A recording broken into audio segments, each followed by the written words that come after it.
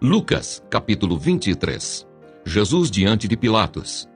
Levantando-se toda a assembleia, levaram Jesus a Pilatos, e ali começaram a acusá-lo, dizendo: Encontramos este homem pervertendo a nossa nação, impedindo que se pague imposto a César e afirmando ser ele o Cristo, o Rei. Então Pilatos perguntou a Jesus: Você é o Rei dos judeus? Jesus respondeu: O Senhor está dizendo isso. Então Pilatos disse aos principais sacerdotes e às multidões: Não vejo neste homem crime algum. Mas eles insistiam cada vez mais, dizendo: Ele agita o povo, ensinando por toda a Judeia. Começou na Galileia e agora chegou aqui. Jesus diante de Herodes. Quando Pilatos ouviu isso, perguntou se o homem era galileu. Ao saber que Jesus era da região governada por Herodes, e estando este em Jerusalém naqueles dias, Pilatos enviou Jesus a Herodes. Quando Herodes viu Jesus, ficou muito contente, pois havia muito queria vê-lo, por ter ouvido falar a respeito dele. Esperava também vê-lo fazer algum sinal, e de muitas maneiras o interrogava, mas Jesus não lhe respondia nada. Os principais sacerdotes e os escribas ali presentes o acusavam com veemência. Mas Herodes, juntamente com os seus soldados, tratou Jesus com desprezo. E para zombar de Jesus, mandou que o vestissem com um manto luxuoso e o devolveu a Pilatos. Naquele mesmo dia, Herodes e Pilatos se reconciliaram, pois antes eram inimigos. Jesus é condenado à morte. Pilatos então reuniu os principais sacerdotes, as autoridades e o povo e lhes disse: Vocês me apresentaram este homem como sendo um agitador do povo. Mas, tendo-o interrogado na presença de vocês, nada verifiquei contra ele dos crimes de que vocês o acusam. Nem mesmo Herodes, pois o mandou de volta para cá. Assim é claro que ele não fez nada que mereça a pena de morte. Portanto, após castigá-lo, ordenarei que seja solto. E ele era obrigado a soltar-lhes um detento por ocasião da festa. Toda a multidão, porém, gritava: Fora com este! Solte-nos Barrabás!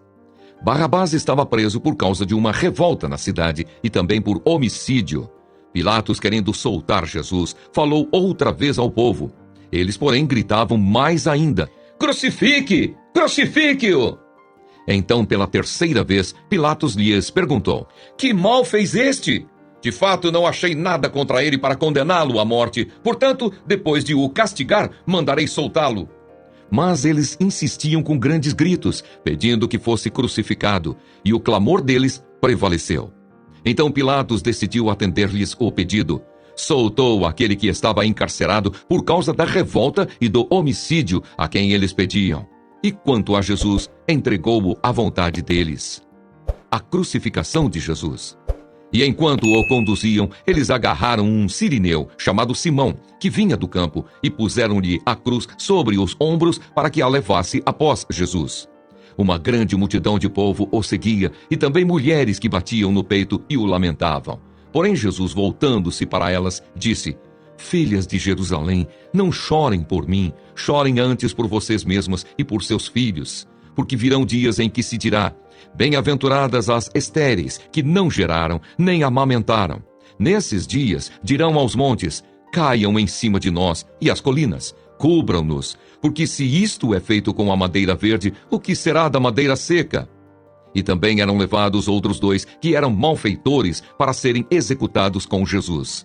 Quando chegaram ao lugar chamado Calvário, ali o crucificaram, bem como aos malfeitores, um à sua direita, outro à sua esquerda. Mas Jesus dizia: Pai, perdoa-lhes, porque não sabem o que fazem. Então, para repartir as roupas dele, lançaram sortes. O povo estava ali e observava tudo. Também as autoridades zombavam e diziam: Salvou os outros, que salve a si mesmo, se é de fato o Cristo de Deus, o escolhido.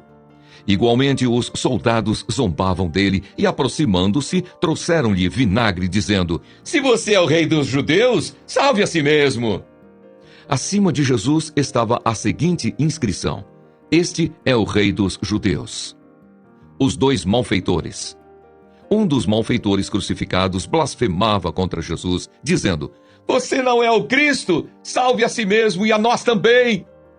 Porém, o outro malfeitor o repreendeu, dizendo: Você nem ao menos teme a Deus, estando sob igual sentença.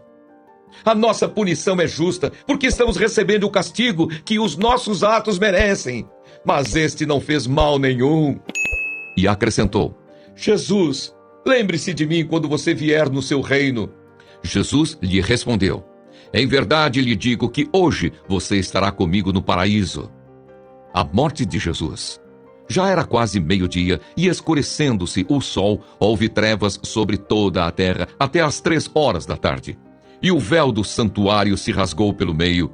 Então Jesus clamou em alta voz: Pai, nas tuas mãos entrego o meu espírito. E dito isto, expirou. O centurião, vendo o que tinha acontecido, deu glória a Deus, dizendo: verdadeiramente este homem era justo. E todas as multidões reunidas para aquele espetáculo, vendo o que havia acontecido, retiraram-se batendo no peito. Entretanto, todos os conhecidos de Jesus e as mulheres que o tinham seguido desde a Galileia ficaram de longe contemplando estas coisas. O sepultamento de Jesus. E eis que havia um homem chamado José, membro do Sinédrio, homem bom e justo, que não tinha concordado com o plano e a ação dos outros. Era natural de Arimateia, cidade dos judeus, e esperava o reino de Deus. Ele foi até Pilatos e lhe pediu o corpo de Jesus. E tirando-o da cruz, envolveu-o num lençol de linho e o depositou num túmulo, aberto numa rocha, onde ninguém havia sido sepultado ainda. Era o dia da preparação e o sábado estava para começar. As mulheres que tinham vindo com Jesus desde a Galileia seguiram José e viram o túmulo e como o corpo foi colocado ali. Então se retiraram para preparar óleos aromáticos e perfumes. E no sábado descansaram, segundo o mandamento.